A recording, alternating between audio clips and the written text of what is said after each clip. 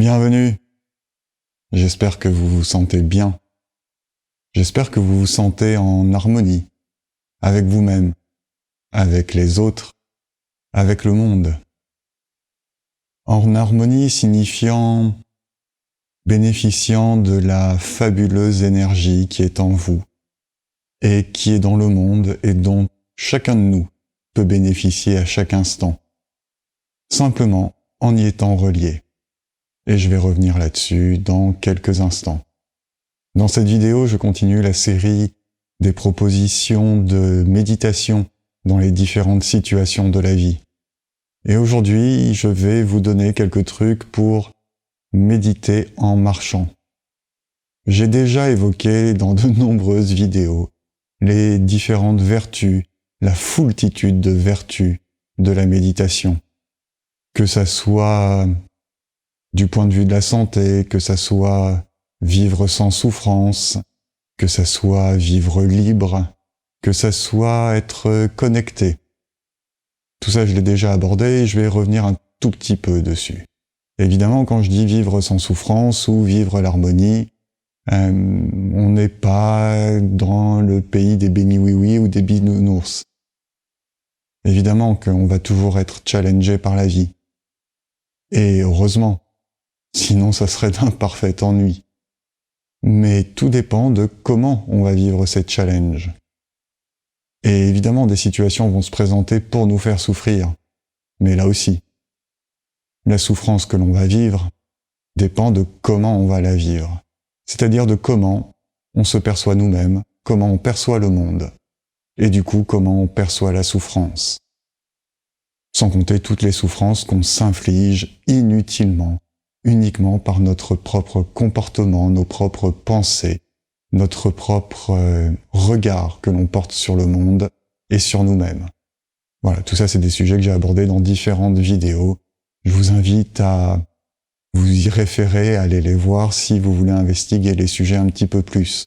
Il suffit de regarder le titre des vidéos que j'ai déjà proposées et ça vous donnera l'indication du sujet traité dans la vidéo.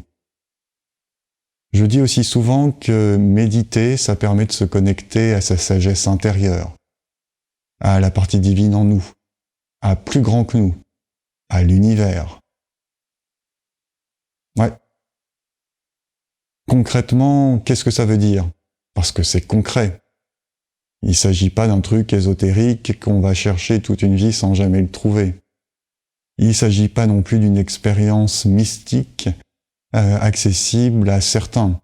C'est-à-dire que si vous n'avez pas encore eu la chance de faire l'expérience de cette connexion, que ça soit à travers la clairaudience, la clairsentence, la clairvision, ou tout simplement une intuition ferme qui n'est pas le produit de la pensée, effectivement, se connecter à sa sagesse intérieure ou à plus grand que soi, ça peut paraître un petit peu fou, irréaliste.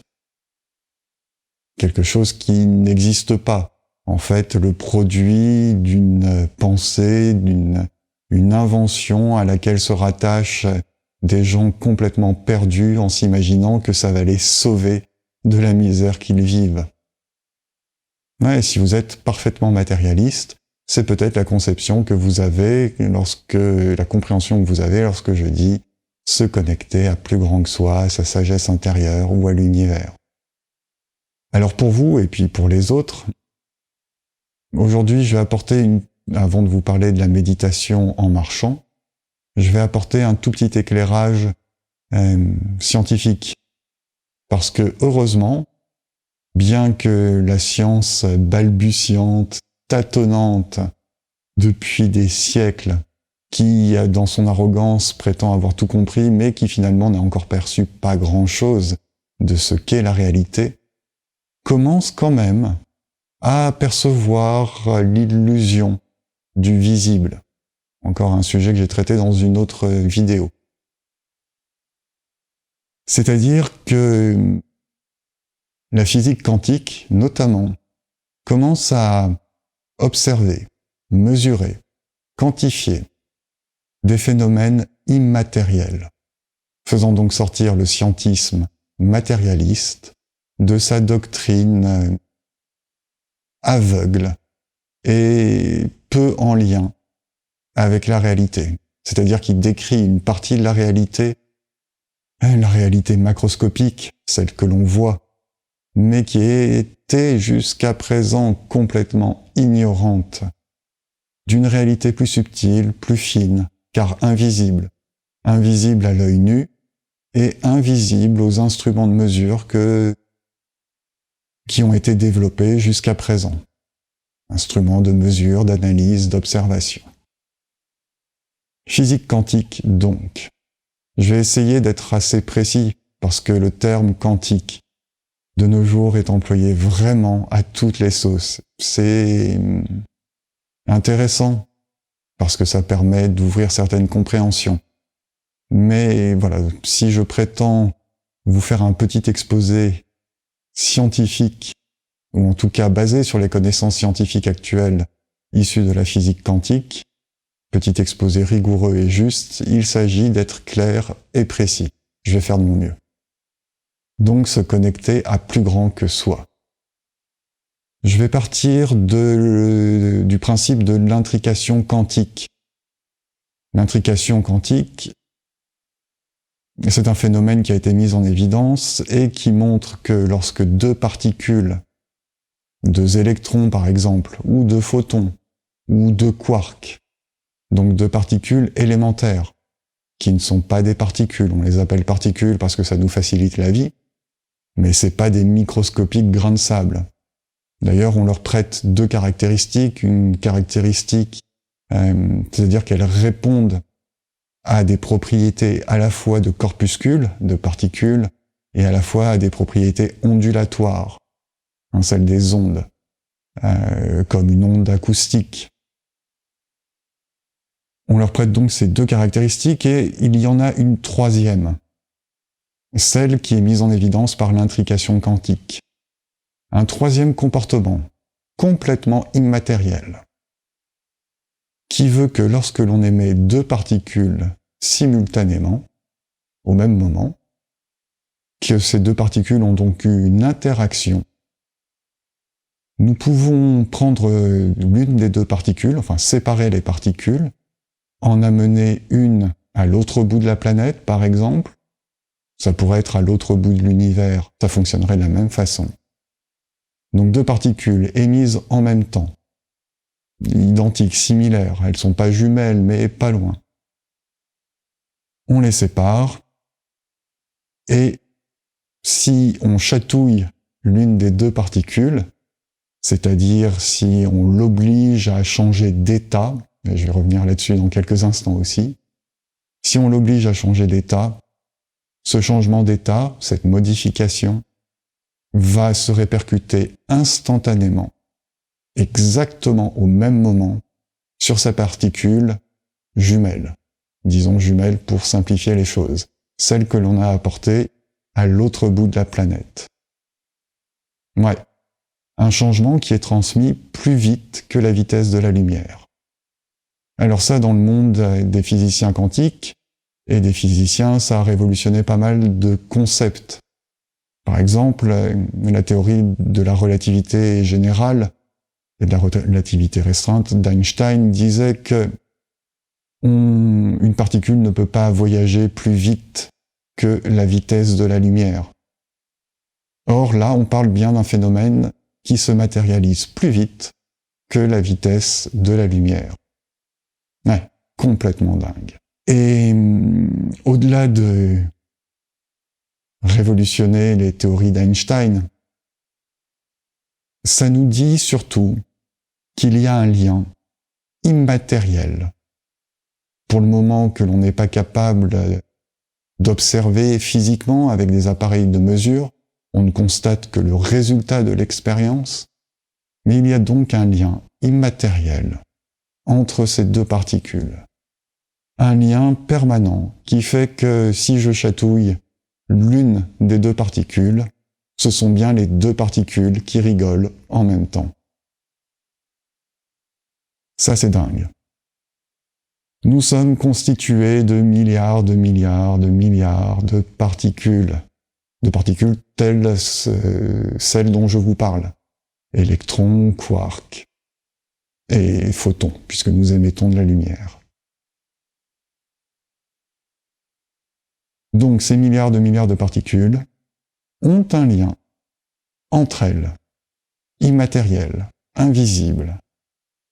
Quelque chose qui leur permet de réagir instantanément les unes avec les autres. Certains physiciens quantiques avancent la théorie que ce lien est le siège de la conscience. Et oui, c'est-à-dire que si le fait de gratouiller une particule amène un changement d'état de la particule qui se répercute immédiatement sur sa particule jumelle à l'autre bout de la planète, il y a bien eu une transmission d'informations. Une transmission d'informations. Une forme de conscience. Allons un tout petit peu plus loin. Cette forme de conscience, la particule que j'ai chatouillée, dans ce que l'on est capable de comprendre de son fonctionnement, et je répète, quand je dis particule, c'est pour simplifier les choses, parce que il s'agit ni d'une particule, ni d'une onde, mais de quelque chose qui a ces deux comportements simultanément, qui est capable d'abandonner l'un des deux comportements dans certaines situations, c'est-à-dire qui est capable tantôt d'être une particule, tantôt d'être une onde, et qui a aussi cette troisième propriété d'être capable d'être lié à d'autres particules de façon immatérielle, instantanée, qui défie toutes les lois de la physique que les scientifiques avaient mises en évidence jusqu'à présent. Et des scientifiques brillants, type Einstein. Donc lorsque je viens gratouiller la particule, j'espère que je suis clair dans ce que je dis, c'est assez conceptuel, et en même temps tout ça c'est observé, pour de vrai. Il y a des gens qui se sont amusés à gratouiller, bon, c'est pas exactement le terme, mais à gratouiller des particules en Europe et qui observent sur les particules voisines, jumelles, transportées à l'autre bout du monde, les mêmes résultats du gratouillage que sur la particule qu'ils ont gratouillée, et instantanément. C'est vraiment, il y a des milliers de publications là-dessus, des laboratoires très sérieux, type le CERN, ce grand accélérateur de particules entre la France et la Suisse, qui font ce type d'expériences et qui les font, refont, valident, publient sur le sujet et ne lassent pas de s'émouvoir et de s'étonner de ce type de propriété tellement dingue, qui défie tellement la compréhension habituelle de la matière. Donc, lorsque je gratouille la particule, va réagir. En physique, ils appellent ça un changement d'état. Et pour résumer, on va dire qu'elle a deux états possibles. En gros, elle a la possibilité de tourner dans un sens ou de tourner dans l'autre. Tout ça, je suis en train de grandement simplifier l'histoire pour que ça soit compréhensible. Donc par exemple, la particule tourne dans un sens, je la gratouille, et elle se met à tourner dans l'autre sens. Et on observe que la particule à l'autre bout de la planète, qui ne changeait pas de sens de rotation jusqu'à présent, d'un coup, change de sens de rotation exactement au même moment que sa sœur jumelle, à l'autre bout de la planète. Allez, encore plus dingue. Lorsque je fais un petit peu des misères à la particule, si par exemple je veux la couper en deux, avec un ciseau très petit, elle va avoir un choix, elle va pas se laisser couper en deux. Elle est plus maligne que ça, la particule. Et elle va avoir un choix, passer à droite ou à gauche du ciseau. Alors, c'est pas vraiment passer, elle va se rétracter, se condenser à droite ou à gauche du ciseau. Elle a un choix. Certains disent qu'il est aléatoire, d'autres non. Là, la question n'est pas tranchée du tout. En tout cas, elle a le choix de passer à droite ou à gauche du ciseau. Donc de se mettre dans un état condensé, à droite ou à gauche du ciseau. Sa particule jumelle à l'autre bout de la planète va se mettre exactement dans le même état condensé. Mais surtout, C'est cette notion de choix qui est dingue.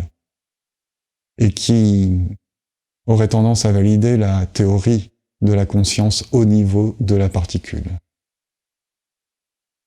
Vous me suivez jusque-là? Intrication quantique, donc un lien de conscience entre finalement toutes les particules de l'univers, puisque si on s'en réfère à la théorie du Big Bang, tout est parti d'un seul point qui s'est éclaté et qui a créé l'univers. Là aussi, je schématise. Toutes les particules ont donc été émises au même moment. Toutes les particules sont donc quelque part jumelles, ou par voie de conséquence, en cascade. Si à la base il y avait une seule particule et que ça a donné plein de particules, elles ont toutes la même maman particule. Vraiment, je schématise. Si vous avez des connaissances avancées en physique et en mécanique quantique, je suis désolé de ces raccourcis brutaux et sauvages. Donc toutes les particules sont liées par un lien invisible qui transmet une information instantanément. Voilà le raccourci que je fais entre se connecter à plus grand que soi, à sa sagesse intérieure, et la physique et la mécanique quantique. Voilà pourquoi lorsque l'on se met en onde alpha, en méditant, et il n'y a qu'en méditant qu'on puisse le faire, vous connaissez l'histoire des ondes alpha, bêta, delta, θ, gamma. Habituellement, quand on est au boulot, enfin toute la journée, quand on est éveillé, le cerveau fonctionne selon des ondes bêta. C'est-à-dire que, on va dire que son état vibratoire, son état physico-chimique et électrique correspondent à des ondes que l'on mesure via des électroencéphalogrammes. Donc là, à nouveau, on n'est pas dans un truc ésotérique, on le mesure, et les fréquences de ces ondes sont qualifiées de bêta. Oui, ça fait un peu bêta. Sont qualifiées de bêta. Elles appartiennent à une certaine mesure, une certaine valeur qualifiée de bêta. Cette valeur change pendant le sommeil, et cette valeur change aussi lorsque l'on est dans un état méditatif, normal, pour devenir des ondes qui semblent plus harmonieuses. On qualifie alors les fréquences de ces ondes d'ondes alpha. Donc pour raccourcir, on dit que lorsque l'on médite, on se met en mode onde alpha. Si l'on réussit à entrer dans une méditation très profonde, ces ondes vont évoluer vers les états, les fréquences d'ondes delta, θ, voire gamma. Les médiums en guidance ultra connectés ont un cerveau qui peut fonctionner, c'est très rare, mais qui peut fonctionner en ondes gamma. Tout ça, encore une fois, c'est mesuré, validé par des protocoles scientifiques. On ne parle pas d'un truc ésotérique. Bien. Lorsque le cerveau est en onde alpha, il acquiert un degré de performance. Vous savez, on dit qu'on exploite, je sais plus, 0,1%, 1%, 10% des capacités de notre cerveau. J'ai plus le chiffre en tête, peu importe. C'est un chiffre ridicule. Donc le niveau de performance atteint en onde alpha, qui est bien supérieur au niveau de performance atteint en onde bêta, c'est-à-dire notre niveau de performance habituel, lorsque nous méditons et que le cerveau passe en mode alpha, alors il gagne grandement en performance. Et c'est lorsque le cerveau est dans cet état alpha que nous avons accès, et là à nouveau c'est validé par des expériences scientifiques. Je vous invite d'ailleurs à voir les conférences du professeur Charbonnier, dont les équipes ont été les premières à obtenir une validation scientifique sur la connexion d'un cerveau en onde alpha avec un accès immatériel à une connaissance qui ne pouvait être obtenue par le sujet expérimenté. En gros, le sujet expérimenté est dans une pièce et on lui demande de décrire quelque chose qui se trouve à l'autre bout de la planète, dont il n'a jamais entendu parler, et à un endroit dans lequel il n'est jamais allé. Et il y a accès. Pourquoi ? Parce que le cerveau est en onde alpha et qu'il est ainsi capable de se connecter à autre chose. De la même façon que les médiums sont capables de se connecter à autre chose. Et cette autre chose, je reviens sur la mécanique quantique, c'est ce quelque chose immatériel que l'on n'est pas encore capable de mesurer ni de quantifier, parce qu'on n'a pas les outils pour, mais dont on constate l'existence par la preuve de l'expérience de l'intrication quantique. Ce quelque chose qui véhicule une information à l'échelle d'une particule véhiculerait, là on est dans l'hypothèse que l'on ne peut que vérifier par l'expérience, mais qui d'un point de vue scientifique reste une hypothèse. Je tiens à rester rigoureux dans ce que je vous propose. Cette information immatérielle, existant entre deux particules, donc entre toutes les particules de l'univers, et qui est une information instantanée, nous pouvons y avoir accès, nous, humains, en changeant l'état de fonctionnement, de conscience du cerveau. C'est-à-dire en méditant et en permettant au cerveau ainsi de passer des ondes bêta, les ondes bébêtes du quotidien, là, celles où le cerveau n'est pas très performant, en ondes alpha, mode de fonctionnement cérébral qui nous permet d'avoir accès directement à quelque chose d'immatériel qui contient de l'information. Tous ceux qui en ont fait l'expérience savent que cette information est riche. À nous, elle se matérialise par l'intuition, déjà. C'est-à-dire cette capacité à anticiper quelque chose. Cette capacité à prendre la bonne décision. Cette capacité à être relié à plus grand que nous et du coup à nous laisser guider. C'est pour ça que régulièrement je vous invite à être transparent à la vie, transparent à votre sagesse intérieure, qui elle-même n'est qu'une partie du tout en étant le tout, qui est une, tout en étant une partie du un, et qui a donc accès à cette information, qui est peut-être même cette information.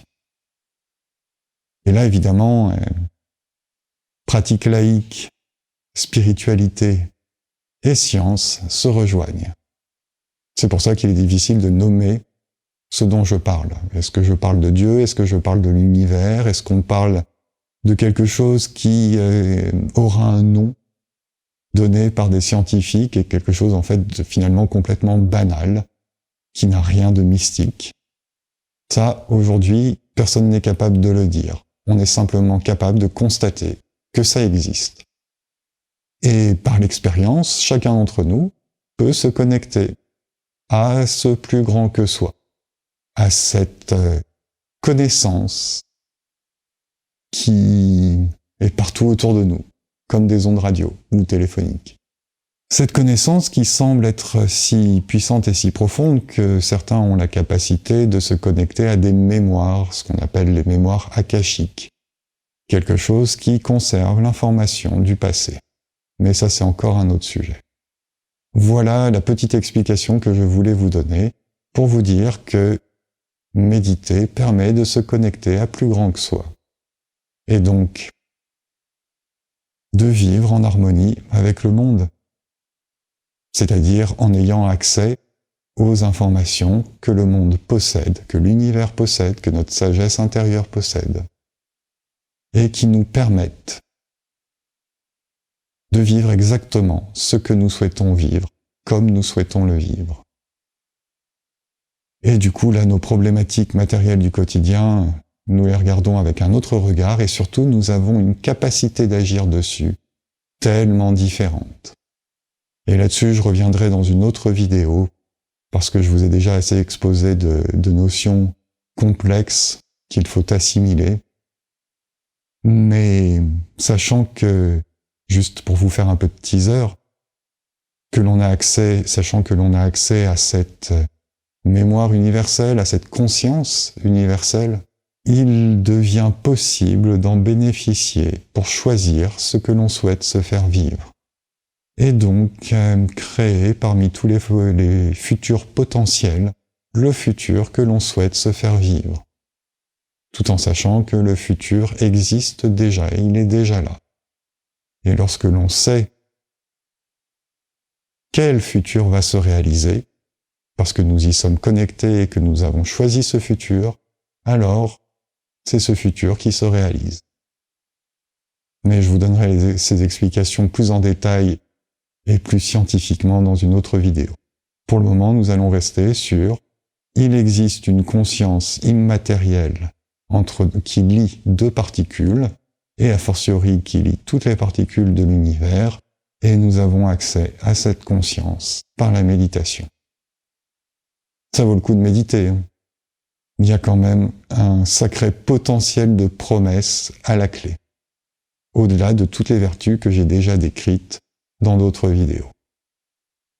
Ce petit préambule assez long fait, parlons de comment méditer. Je vous ai déjà donné différentes techniques, et aujourd'hui nous allons méditer en marchant. Enfin, plus précisément, je vais vous expliquer comment méditer en marchant.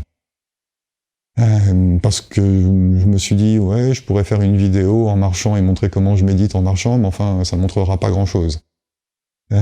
Si ce n'est une jolie forêt et un Benjamin qui marche dans la jolie forêt. Bon. Méditer, c'est vraiment observer et ne faire que ça. C'est-à-dire développer une attention, un degré de concentration très important. Et il y a plein de façons d'y parvenir. Et marcher est une des façons possibles. Alors il ne s'agit certainement pas de marcher en contemplant. Quand je parle d'observer, je parle d'une observation volontaire. Contempler, ça va pas suffire.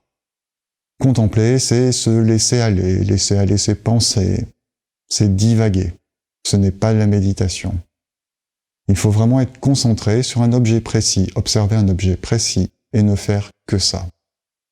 Comme je l'ai déjà dit, l'observation peut être extérieure ou intérieure.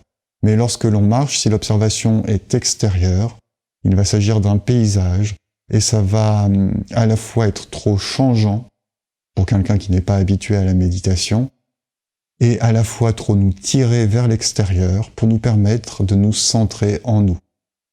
Centrer au sens faire basculer le cerveau de son mode bêta habituel à un mode de concentration et de vigilance alpha. Parce que c'est bien ça, c'est de la vigilance. Lorsque l'on est en état méditatif, donc lorsque le cerveau fonctionne selon les ondes alpha, la vigilance est totale. La vigilance à soi, à ce qui se passe en soi, à nos sens, à nos sensations, à nos sentiments, et la vigilance à ce qui se passe à l'extérieur. Vigilance totale, donc très grande concentration. Donc pour ça, le paysage, ça va pas marcher au début. Peut-être plus tard avec de l'expérience. Mais dans ce que je vais vous proposer, comme d'habitude, je vais vous proposer une méditation corporelle. Quelque chose qui marche à tous les coups. Alors la respiration, ça marcherait bien aussi. Mais ça va demander un petit entraînement et c'est pas ce que je vais vous proposer aujourd'hui. Mais si vous voulez vous entraîner à méditer en marchant, en méditant sur la respiration, je vous invite à aller sur le site enmoncentre.fr et à suivre le programme Respirer. Il a été conçu pour ça, pour apprendre à méditer en respirant, en ayant comme objet d'observation la respiration. Donc enmoncentre.fr, vous allez sur la rubrique Essayer, l'onglet Essayer. Vous choisissez le programme de méditation Respirer. Il y a une méditation que vous pouvez faire gratuitement, l'essayer pour voir si ça vous convient. Et ensuite, si ça vous convient, vous pourrez acheter le programme complet pour apprendre différentes techniques de méditation par la respiration. Et notamment, toutes les techniques qui permettent de retrouver, de remettre en place en soi une respiration naturelle, complète, qui est un puissant outil de méditation aussi, et une telle source de vitalité. Bien, méditer en marchant. Il s'agit donc de se concentrer sur un objet précis et de ne faire que ça. Ma préférée, parce que c'est la plus simple, c'est de se concentrer sur le trapèze rhomboïde d'un des deux pieds. Le trapèze rhomboïde, c'est la partie un petit peu charnue, pulpeuse, légèrement en arrière des doigts de pied. Cette partie qui correspond énergétiquement à la zone des poumons, du thorax, et symboliquement qui représente le futur. Donc on se concentre sur cette partie pulpeuse, charnue, un petit peu à l'arrière des doigts de pied. Et on fait ça au début juste sur un pied. Sur les deux si on le sent, mais je vous conseille d'essayer un pied, puis l'autre, et de voir dans lequel les sensations sont le plus claires, les plus flagrantes. Et du coup, de vous concentrer uniquement sur le pied dans lequel les sensations sont les plus flagrantes. Pour se placer dans cette partie du pied, il suffit de dire, soit de la visualiser, soit de se dire intérieurement, je me place dans la partie charnue, à l'arrière des doigts de pied. Cette simple intention va faire que la perception dans cette partie du pied va changer. Voilà, et vous faites ça en marchant. Vous ne faites que ça. Vous observez toutes les sensations dans cette partie-là. Ça peut être la sensation de contact avec la chaussette, avec la chaussure, et puis très rapidement vous allez percevoir la nature du sol à travers la chaussette et la semelle. Ça peut être une sensation en surface, en profondeur, une sensation de frottement. Toutes les informations qui viennent sont bonnes à prendre. On se contente d'observer ça. Vraiment. Il n'y a que ça à faire. La technique s'arrête là. Et vous pouvez faire ça pendant 5 minutes, 1 minute, 15 minutes. Alors évidemment, des pensées vont venir et vous allez cesser d'observer avec attention. C'est ok. Dès que vous vous rendez compte que vous avez suivi le fil des pensées, vous reportez votre attention avec bienveillance. Surtout pas en se disant « Oh là là, j'arrive pas à me concentrer ». Non, c'est ok, le cerveau produit de la pensée, il est un petit peu déstabilisé par cet exercice de concentration, donc il essaye de redevenir maître. C'est ok. On n'y prête pas attention, on reporte notre attention simplement dans la partie charnue à l'arrière des doigts de pied, on observe les sensations. Et si au début, ne serait-ce que 15 secondes, vous réussissez à être pleinement dans le pied et à ne plus avoir de pensée, l'exercice est déjà gagné. Et puis petit à petit, vous réussirez à avoir des séquences de plus en plus longues. C'est-à-dire qu'au début, ça sera 5 secondes par-ci, 5 secondes par-là, pendant par exemple 15 minutes ou 20 minutes de marche. Et puis petit à petit, ça sera des périodes un peu plus longues, 10 secondes, 15 secondes, 30 secondes. Dans tous les cas, toute la marche, si on prend 15 minutes de marche, à partir du moment où vous posez l'intention de méditer en marchant, et que vous avez obtenu ces 5 secondes à un moment de pleine concentration, donc de pleine conscience, toute la marche est réussie d'un point de vue méditatif, car vous avez mis votre volonté à, votre intention à méditer. Et la méditation a porté ses fruits pendant un petit temps. Donc c'est gagné. Et déjà, rien que ça va vous ouvrir une porte supplémentaire à votre intuition, à votre sagesse intérieure, à cette fameuse connexion à plus grand que nous. Rien que ça. Et puis, par entraînement, je vous dis, que ce soit en marchant ou assis sur un coussin de méditation, les méditations vont être de plus en plus fructueuses. Vous accéderez de plus en plus rapidement à l'état méditatif, c'est-à-dire que le cerveau basculera de plus en plus rapidement et pour des durées de plus en plus longues de ce fameux état bêta du quotidien éveillé à ce fameux état alpha qui nous permet d'avoir accès à cette conscience, cette information immatérielle qui est là, partout autour de nous. Voilà pour ce qui est de méditer en marchant. Là, je vous ai parlé de vous concentrer sur le trapèze rhomboïde. Vous pouvez faire ça avec d'autres parties du pied. Et les doigts de pied, voir comment ils s'étalent au contact du sol, ou le talon. Et puis ça peut être d'autres parties du corps. Ça marche bien aussi avec les chevilles. Moi, je conseille plutôt le pied au début, parce que les chevilles, ça amène à prendre conscience du fonctionnement biomécanique des chevilles, et ça peut être inconfortable, déstabilisant, et du coup amener le cerveau à réfléchir sur ce côté déstabilisant et sur le fonctionnement des chevilles. Mais ça peut être les chevilles, ça peut être les mollets aussi, ou les genoux, ou les hanches, et puis encore d'autres parties du corps. Mais comme je destine les explications, la proposition de cette technique de méditation à des personnes qui n'ont pas une grande expérience de la méditation, c'est-à-dire des personnes qui n'ont pas une habitude, une pratique quotidienne de plusieurs dizaines de minutes à méditer, je vais me cantonner à cette proposition de méditation sur les pieds, notamment les trapèzes rhomboïdes, même si ça marche aussi très bien avec les autres parties du corps, mais le trapèze rhomboïde, parfait pour commencer, ou les doigts de pied, ou les talons, ou la voûte plantaire. Voilà, j'espère avoir été suffisamment clair dans ce que je vous propose et j'espère que vous allez pouvoir mettre en œuvre cette technique de méditation, au moins l'essayer, parce que ça s'essaye n'importe où. Moi, je marche en forêt parce que j'ai la chance de vivre au bord de la forêt. Ça marche aussi sur le bitume, ça marche très bien entre la porte de l'appartement ou de la maison et la porte de la voiture, si la voiture est pas garée juste devant la maison, ou des transports en commun, ou lors d'une courte balade en ville. Ça marche très bien. L'essentiel étant de se concentrer sur un objet en particulier et de ne faire volontairement que ça. La semaine prochaine, je vous proposerai une autre technique de méditation et probablement d'autres explications sur la méditation ou ses vertus ou son mode de fonctionnement. D'ici là, je vous souhaite une belle expérimentation et un beau cheminement.